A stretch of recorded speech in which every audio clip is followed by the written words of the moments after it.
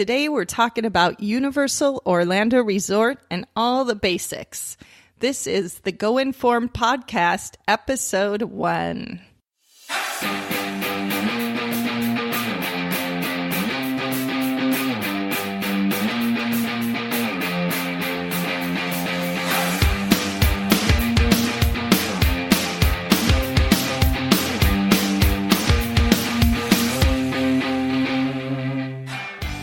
Welcome to episode 1 of the Go Informed podcast. This is day 1 of your 7 days to a better Universal Orlando vacation. And this is episode 1 of the podcast. Hooray. Thank you so much for joining me. My name is Maven and I am your hostess here on the podcast. And we are going to start off our brand new podcast here with talking about Universal Orlando Resort, which happens to be one of my favorite subjects. So I'm looking forward to telling you guys all about it. Over the next 7 days, what I'd like to do is give you an understanding of what you're going to find at Universal Orlando, some tips about getting around, and just generally some information to get you excited about your vacation. So today we're going to start out just sort of doing a quick overview of some of the different aspects about Universal Orlando Resort. I want to give you kind of a basic lay of the land. And then as we go through our next 7 days, we will get in a lot more detail about the different parts of your vacation, things that you can expect and stuff that you can be looking forward to. So I'm going to give you a who, what, where, when, and why about Universal Orlando today, just to give you kind of the quick lay of the land overview of what you can expect there. So Universal Orlando is located, obviously, in the city of Orlando, Florida. Orlando is in pretty much right in the center of the state of Florida.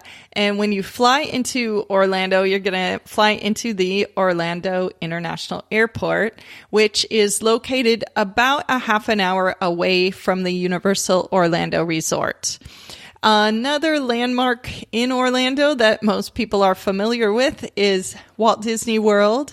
Walt Disney World is located just, again, about a half an hour away from Universal, just kind of a little different direction than heading to the airport. So the two theme park centers in Orlando are located not too far apart from each other, just about a half an hour apart. Okay, so let's get into what you're going to find when you go to Universal Orlando Resort. So there are a lot of things here, much more than just one theme park. What you're going to find at Universal Orlando Resort is 2 theme parks, a water park, 6 hotels. There's 5 hotels right now, but soon to be 6. And a big shopping and entertainment district.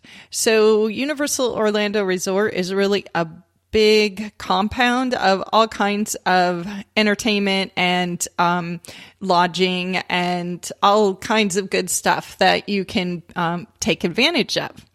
So the first thing we should talk about are the theme parks. I think that's the main reason most people come to Universal Orlando Resort.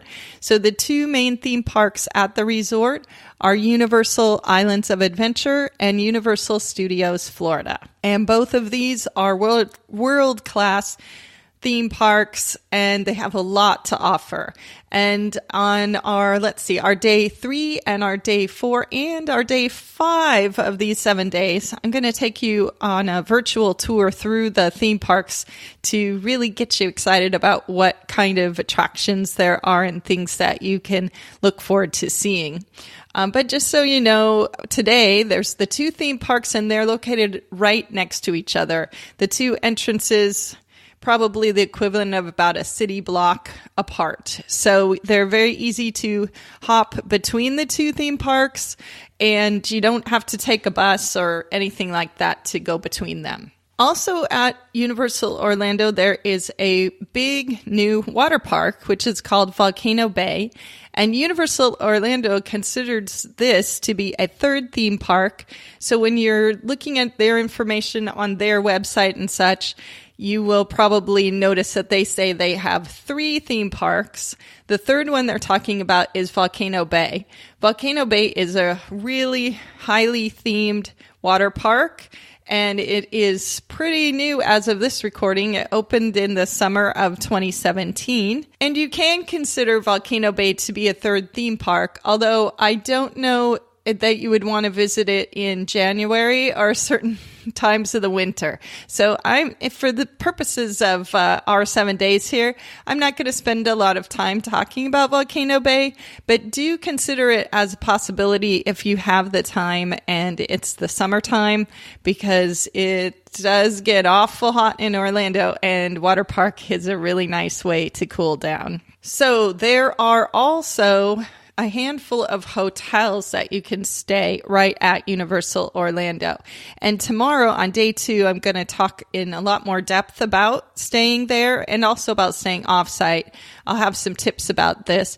But just to give you an idea of the hotels, there are 5 hotels at Universal Orlando right now, and a 6th one is opening in 2018.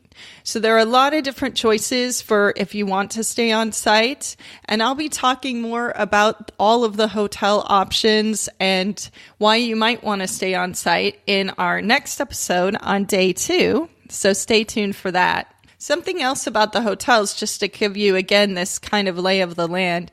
All of the hotels at Universal Orlando are either within walking distance to the park entrances or a short boat ride or bus ride away. They're all within 10 or 15 minutes, even by foot, to get to the theme parks. So staying on site can be a real advantage in terms of saving time and giving you more flexibility during your day. Besides all the hotels, and the hotels, by the way, have great restaurants and actually really great gift shops too. So there's good shopping and dining right in the hotels at the resort. But there's also a really large shopping and entertainment and restaurant district that is kind of right in the middle of all of this. So it's called Universal City Walk, and it's located basically in between the hotels and right in front of the theme parks. If anytime you go to the theme parks, you're going to walk past or through City Walk.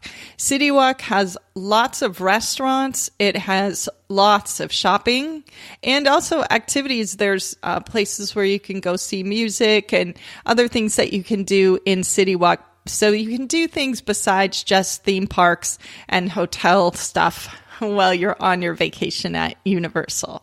So those are kind of the basics of what you're going to find on site. And again, we will get into a lot more depth on some of those things here in the coming days. So next question here is why? Why would you go to Universal Orlando Resort? So the things that attract people to Universal Orlando, there's a number of things. One is just the themes that they have in the theme parks, and the huge one is Harry Potter. So the Wizarding World of Harry Potter is an incredible theme park experience, and especially for people who are fans of Harry Potter movies and books, they are going to love this place. So if you're one of those people, I'm really excited that you get to go and see this. So people come for that. People come to see other things that are in the parks too, other themes. There's Minions and Despicable Me stuff. There are other cool old movie themes, like you can see the Blues Brothers there. There's the Simpsons. There's superheroes. So there's lots of different kind of pop culture themes that you'll come across at the Universal parks. Other things that bring people to the Universal Orlando theme parks are the rides, the thrill rides. There's some great thrill rides here. There's a world-class roller coaster in the Incredible Hulk coaster. There are some amazing effects, visual effects in a lot of the rides, including the marquee Harry Potter rides. So there's definitely if you're a theme park fan and you're looking for cool rides, they've got that there. And so a few other things that Universal is known for that sets them apart, in my opinion, are the kind of irreverence that they treat their themselves with. They often have funny inside jokes about theme park rides in their own rides. There's a lot of humor in their rides, and even in things like a roller coaster featuring mummies, there can be some funny stuff.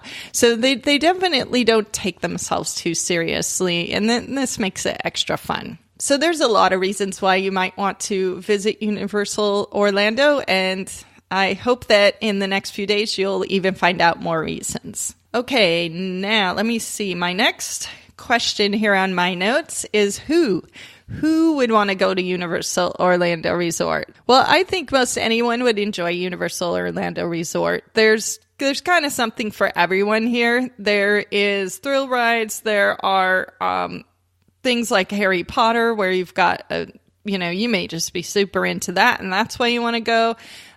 There's cartoons and superheroes and stuff like that. So there's a lot, and Dr. Seuss. So there's kind of something for everyone here.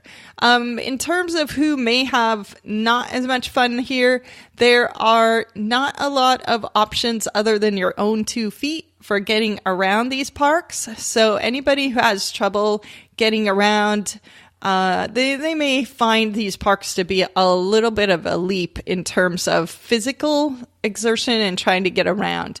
And also little kids, a lot of the rides are really intense, so they are more suited to older kids or adults. So just be aware that if you have people in your group that meet these categories, this may not be entirely for them, but I do think that they're going to find some sections in the parks that will really be fun. And when should you go to Universal Orlando Resort? So a trip to Universal Orlando Resort can happen anytime. You can go any time of the year. You just have to be prepared for whatever conditions are going to be there. And that is part of the reason for this podcast, is to help you guys be informed about what to expect and then how to deal with it when you get there. So you can go in the middle of summer and just be aware that it's going to be hot and it's probably going to rain. Or you can go in the dead of winter and have the place all to yourself and have an idea of, what you might want to do extra because you'll have more time.